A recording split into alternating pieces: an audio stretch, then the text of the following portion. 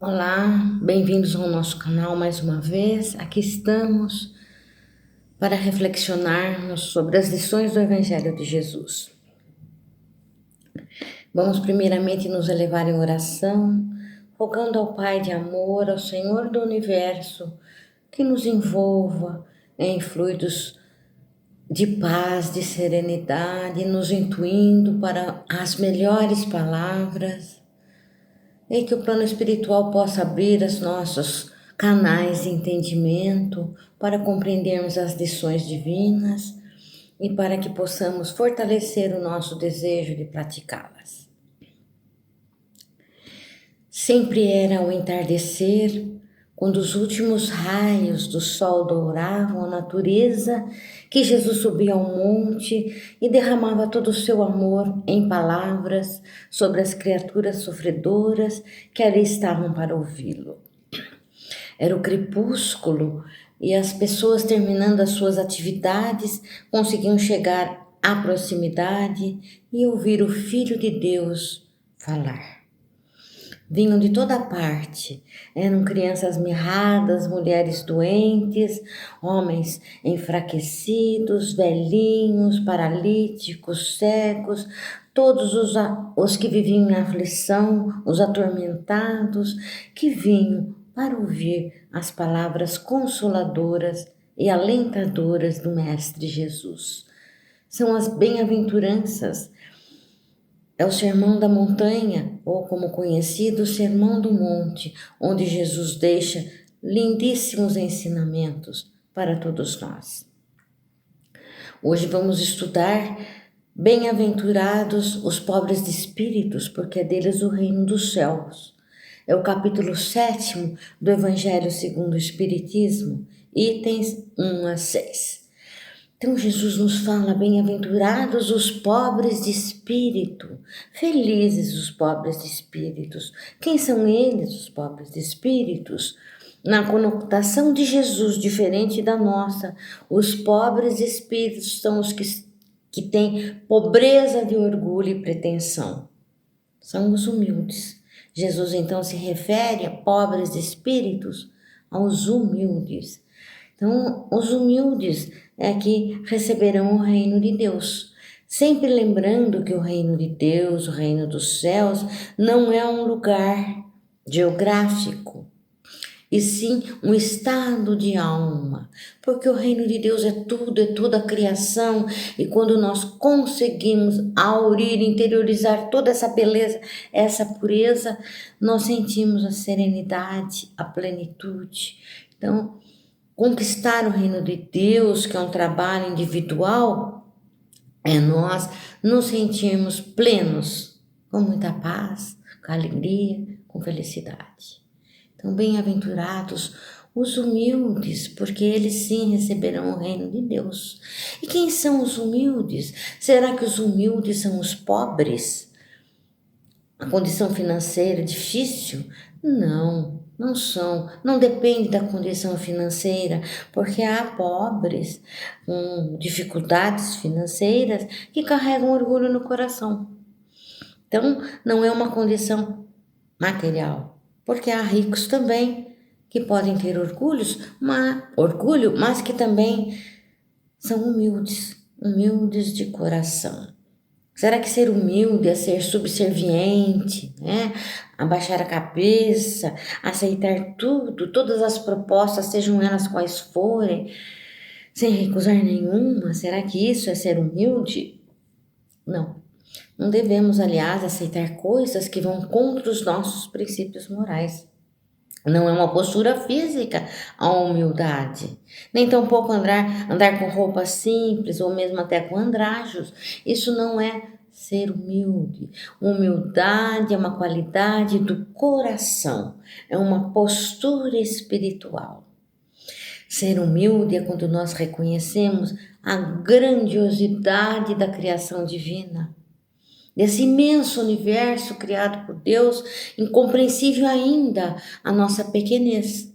É quando reconhecemos que somos pequenos, que somos imperfeitos, que há muito trabalho ainda a ser realizado dentro de nós, para que possamos ser cada vez melhores.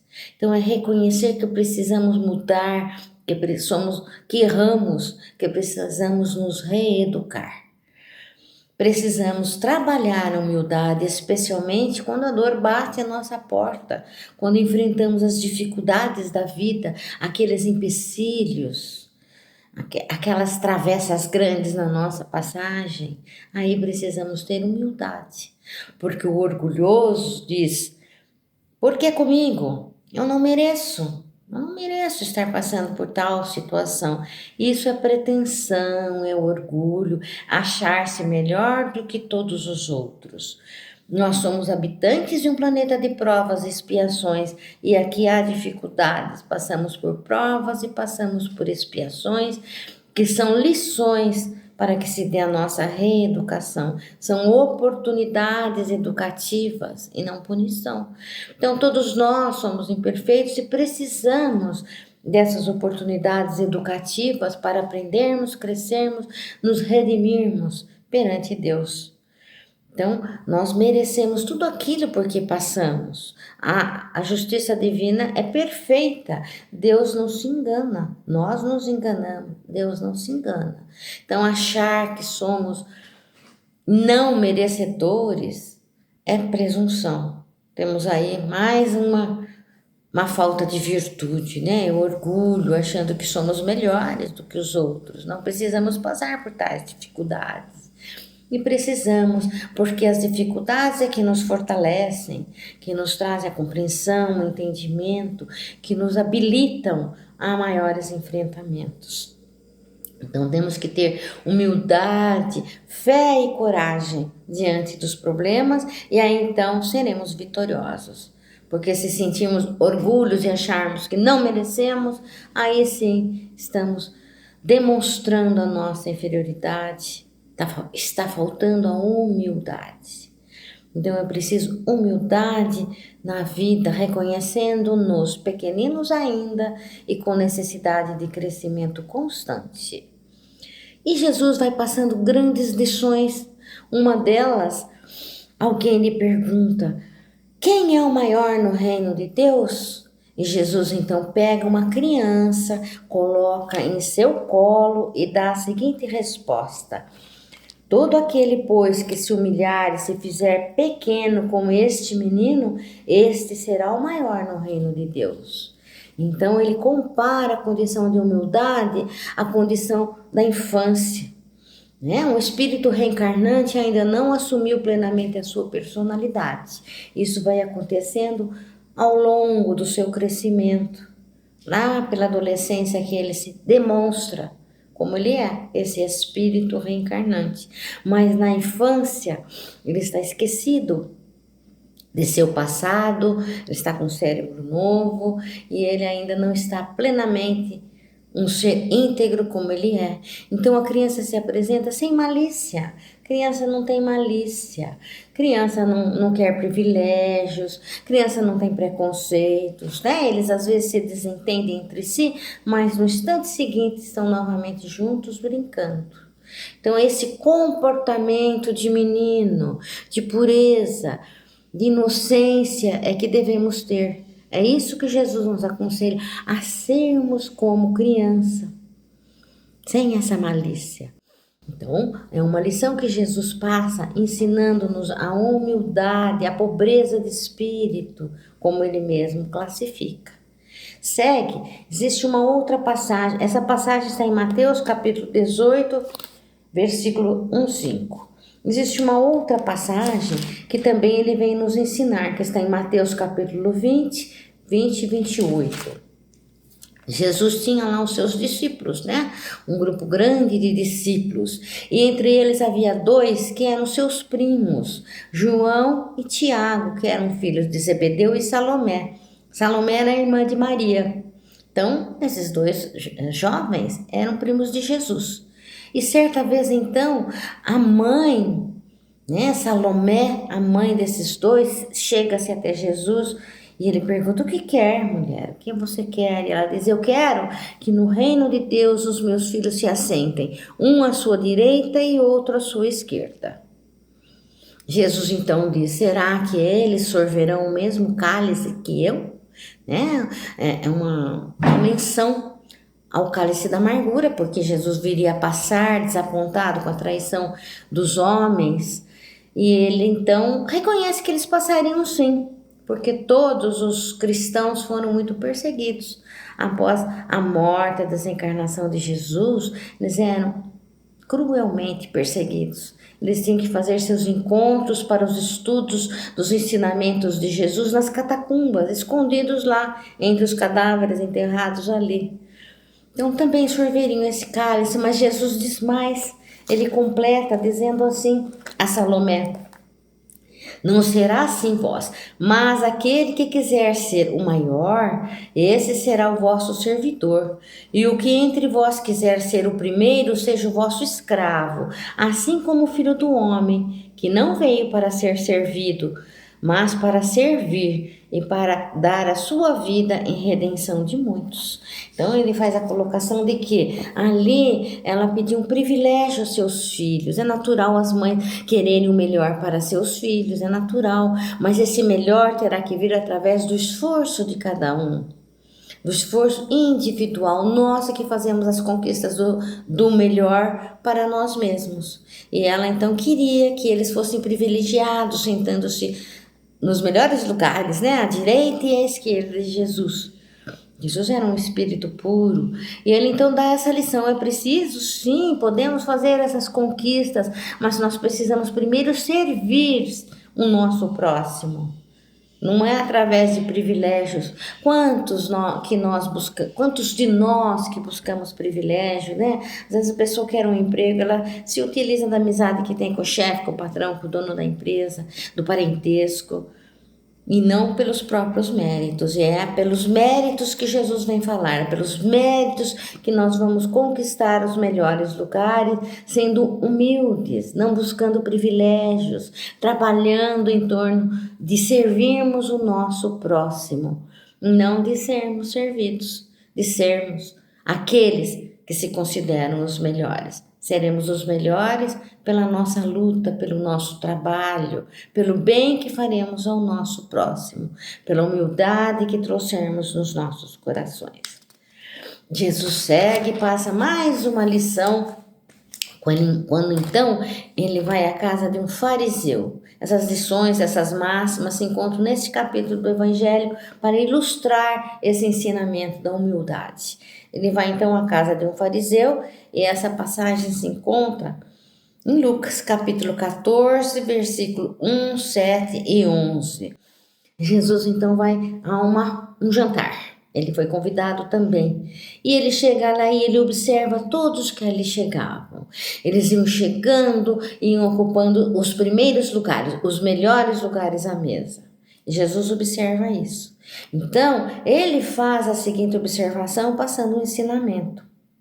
Ele diz o seguinte: olha, vocês quando chegarem a um lugar, não se assentem nos melhores lugares, porque às vezes esses lugares estão reservados para autoridades, para pessoas mais importantes que vocês. E aí vocês vão ser convidados a se retirarem desse lugar. Passarão pela vergonha de se retirarem pelo lugar para darem lugar aos outros, aos convidados ilustres. Então é melhor sentarem-se ao fundo. É melhor esperarem, porque talvez sejam até vocês convidados, considerados ilustres personagens, ilustres convidados, serão convidados a sentarem nos melhores lugares. E aí então sim que será uma glória. Não passarão pela vergonha. E ele termina dizendo: porque todo que se exalta será humilhado, e todo que se humilha será exaltado. Então ele dá aí uma lição de humildade para a pessoa não achar-se melhor e procurar a posição melhor, porque ela poderá não ser considerada melhor e passará então pela vergonha de ser convidada a se retirar. E isso se dá também no reino da espiritualidade, né? Muitos de nós encarnamos com projetos, os projetos são muito bem trabalhados, né? São elaborados o projeto porque vamos vivenciar mais uma experiência, mais uma existência. Nós não somos convidados e jogados para uma nova encarnação. São estudadas as nossas tendências, as nossas necessidades de renovação, as pessoas com quem conviverão conosco. Nós estamos colocados num lugar certíssimo, aquele de que precisamos. Conviver com aquelas pessoas de que precisamos, porque precisamos trabalhar relacionamentos. Estamos no lugar certo.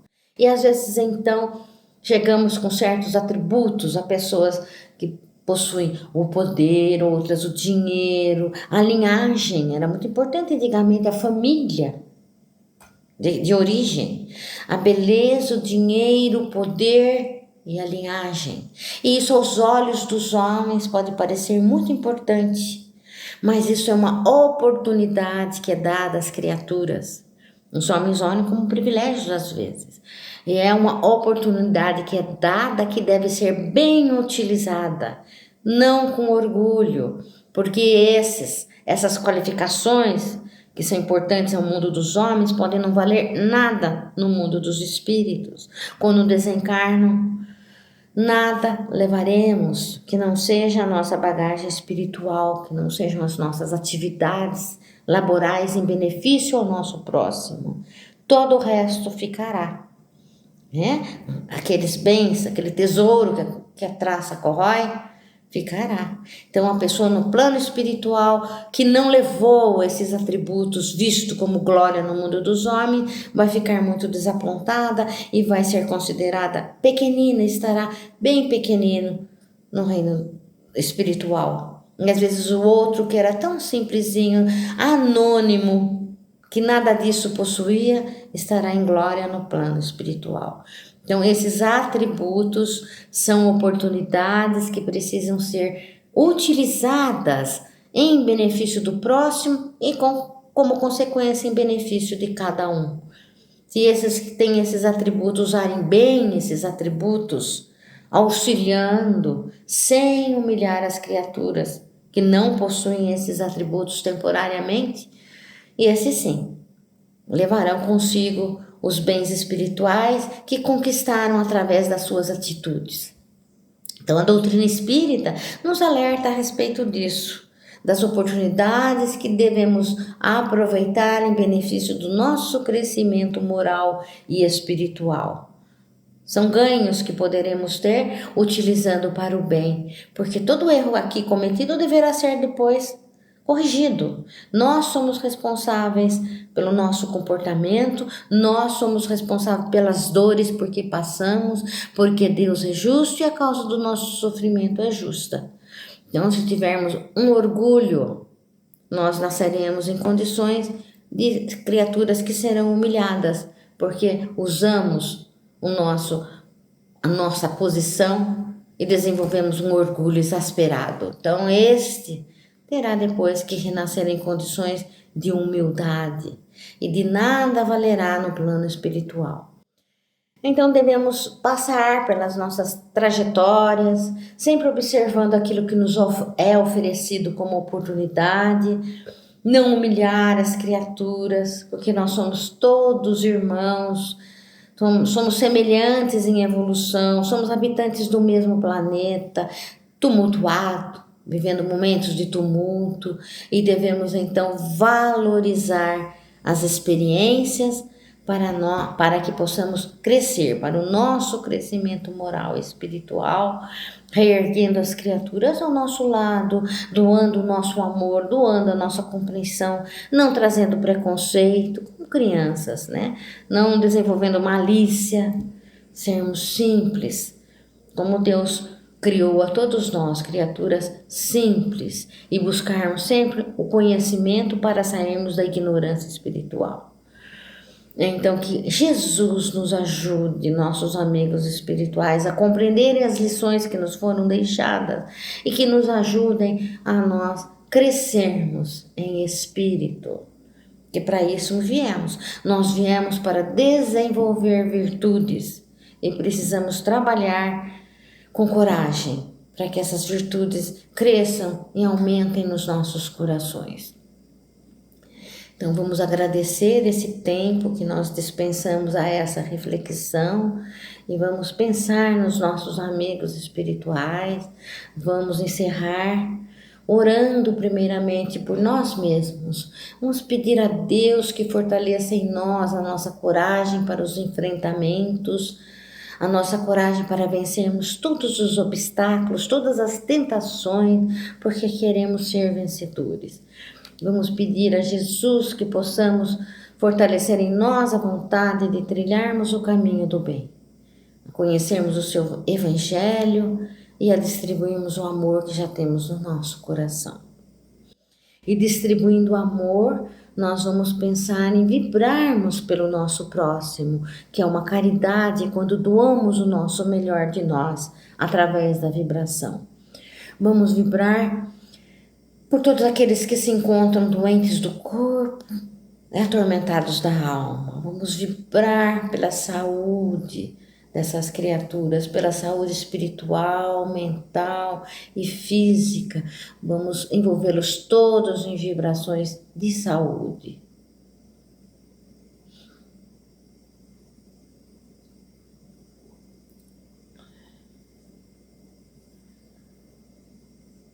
Vamos vibrar pela paz, pelos corações belicosos, pelos atormentados, pelos que sentem vingança e ódio em seus corações. Vamos vibrar paz pelo mundo todo, paz para cada ser vivente nesse universo, nesse país, nesse planeta. Paz, Senhor. Vamos vibrar paz.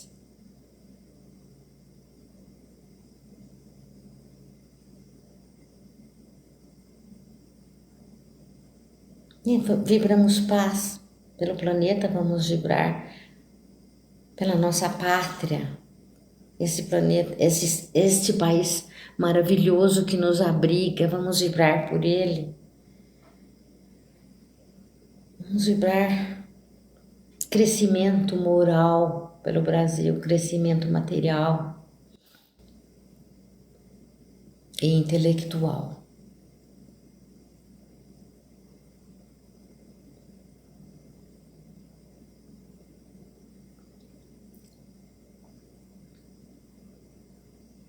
Vamos nesse instante vibrar por alguém que sabemos que está passando pela sua dificuldade, pelo seu sofrimento. Vamos vibrar por essa criatura, levando a ela força e coragem. Vamos vibrar força, coragem, fé.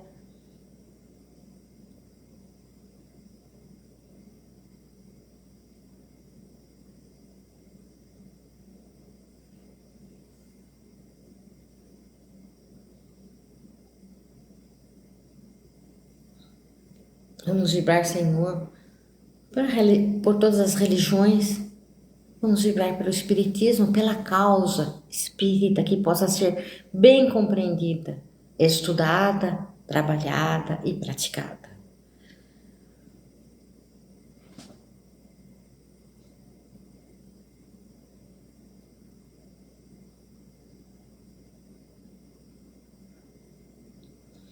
E assim encerramos o nosso momento, muito agradecidos pela atenção de todos, que possamos voltar posteriormente. Um bom dia, uma boa tarde, uma boa noite a todos, com muito amor. Obrigada.